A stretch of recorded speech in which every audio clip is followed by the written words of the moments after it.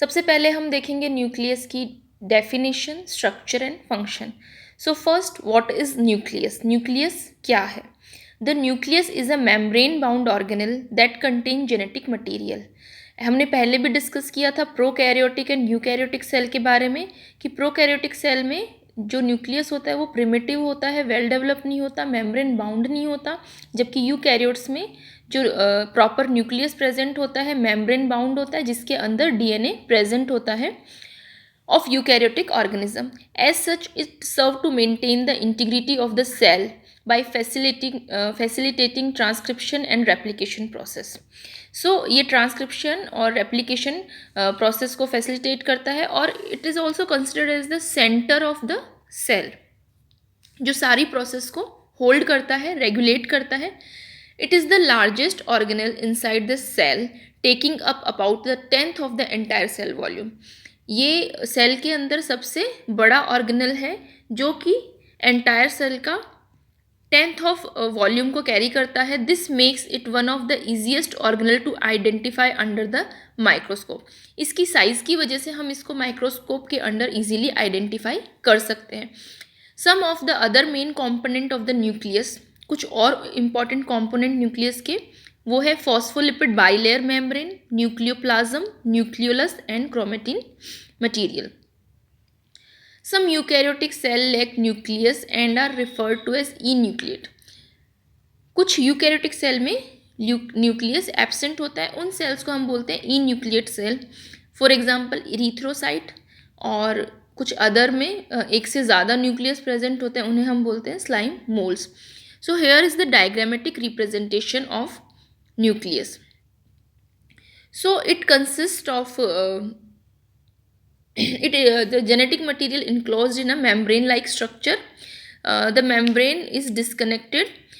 In between the membrane, there are nuclear pores are present, and the thread-like structure inside the membrane is chromatin, and the thickened round portion is nucleolus, and the filled matrix in the nucleus is nucleoplasm, and that enclosed membrane is called as nuclear envelope. So this is the structure, diagrammatic representation of nucleus. Next, structure and organization of nucleus. As the organelle that contain the genetic material of cell, the nucleus can be described as a command center. जिस organelles में genetic material present होता है उसको हम command centre present होते हैं. As such the nucleus consist of number of structured element that allowed it to perform its function. This section gives focus to the cell structure, to the structure of the cell. In general the nucleus has a spherical shape as shown in most of books. However, it may appear flattened, ellipsoidal or irregular depending on the type of cell. For instance, the nucleus of columnar epithelium cell appear more elongated compared to those of other cell. The shape of nucleus, however, may also change as the cell mature. जैसे जैसे cell mature होती है nucleus की shape भी very करती रहती है. So first we discussed here nuclear membrane. The nuclear membrane is one of the aspects that distinguish eukaryotic cell from prokaryotic cell. So nuclear membrane एक aspect है जिससे हम eukaryotic और prokaryotic cell को differentiate करते हैं. Whereas eukaryotic cells have a nucleus bound membrane, this is not the case with prokaryotes, bacteria that lack membrane bound organelles. As with other cell organelles of eukaryotic organism, the nucleus is a membrane bound organelle. The nuclear membrane, like the cell membrane, is double layered structure. जैसे cell की membrane होती है वैसे nuclear membrane होती है, एक double layer structure है that consists of phospholipid. Phospholipids forming the lipid bilayer nucleus envelope. Present on the nuclear membrane are nuclear pore made up of proteins, through which substance enter or leave the cell. Nuclear pore किसका बना होता है? Protein का. और nuclear pore से cell और nucleus में content जो है वो एक्सचेंज होता रहता है. For example RNA, protein etcetera. While the lipid bilayer are separated by thin space between them. दो लिपिड लेयर्स के बीच में एक थिन स्पेस प्रेजेंट होता है जिसको हम पेरीन्यूक्लियर सिस्टर्ना भी कहते हैं. Studies have shown them to be fused at the pore. वो क्या पोर पे फ्यूज रहती हैं. Nuclear membrane pore are occupied by dense granular fibrillar material arranged in cylindrical membrane. First, fibrous lamina. The fibrous lamina is a part of nuclear cytoskeleton that is attached to the inner layer of nuclear membrane. It consists of fine protein filament and serve to provide mechanical reinforcements to the bilayer membrane. Some of other function of nuclear lamina include can play a role in regulating gene expression. Nuclear lamina के कुछ और role है. For example ये gene expression को regulate करते हैं. Serves as anchor site for the pore complexes of the nuclear. It regulate material entering or exiting the cell. वो उन मटेरियल को भी रेगुलेट करते हैं जो कि सेल में एंटर करते हैं और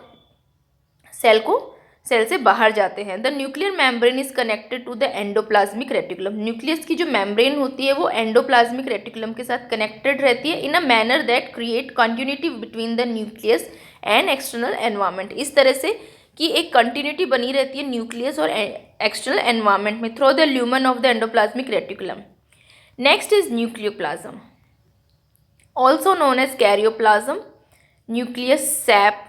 The nucleoplasm is a type of protoplasm composed of enzyme, dissolved salt, and several organic molecules. In addition, the nucleoplasm help cushion and thus protect the nucleolus and chromosomes while also helping maintain the general shape of the nucleus. Next is nucleolus.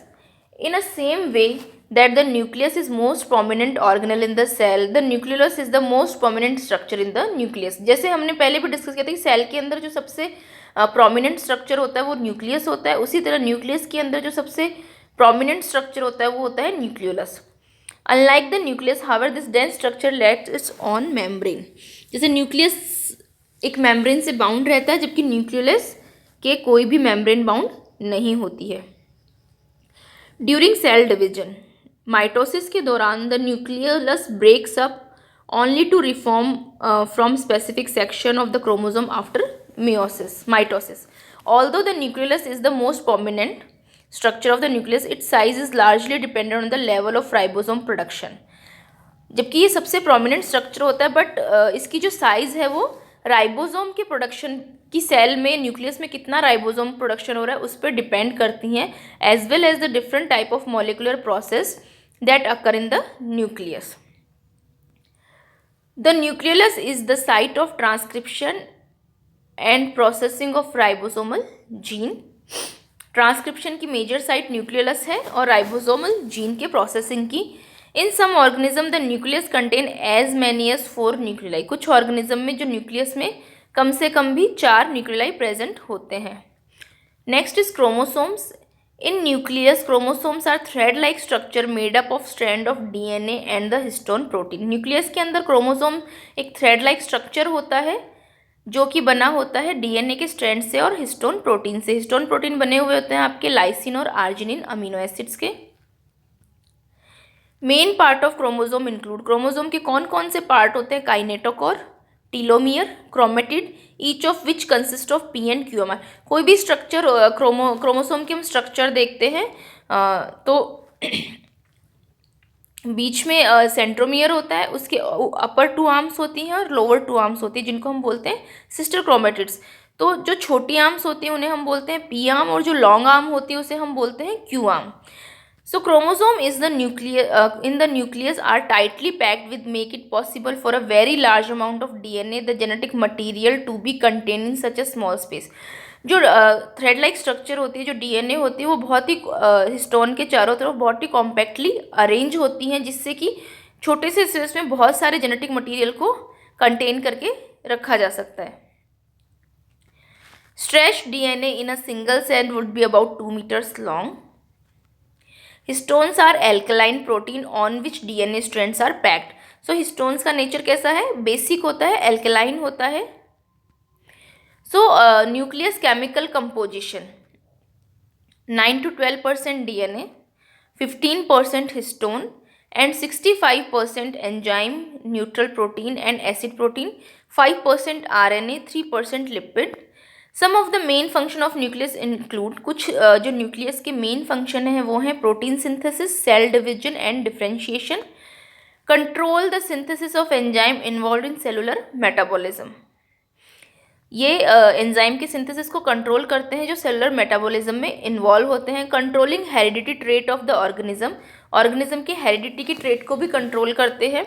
Store DNA strand को store करते हैं। Protein and RNA and nucleus is the site of RNA transcription. MRNA required for protein synthesis, जो हम protein synthesis के लिए mRNA requirement होता है वो भी न्यूक्लियस में बनता है। Transcription and transcription is the one of the most important process that occur in the nucleus. Here information of DNA is transcribed into the molecule known as mRNA. हम जो DNA की information है उसको mRNA में convert करते हैं, which in turn provide the information required to form proteins. DNA से mRNA के बनना ट्रांसक्रिप्शन, mRNA से प्रोटीन का बनना ट्रांसलेशन और DNA से DNA के बनना रेप्लिकेशन कहलाता है. So transcription process start with the double helix DNA unwinding at the region known as transcription bubble. Once the double helix partially unwind, the enzyme RNA polymerase and protein involved in the transcription bind onto the promoter region of one of the strand to initiate the process. This is the first phase of transcription.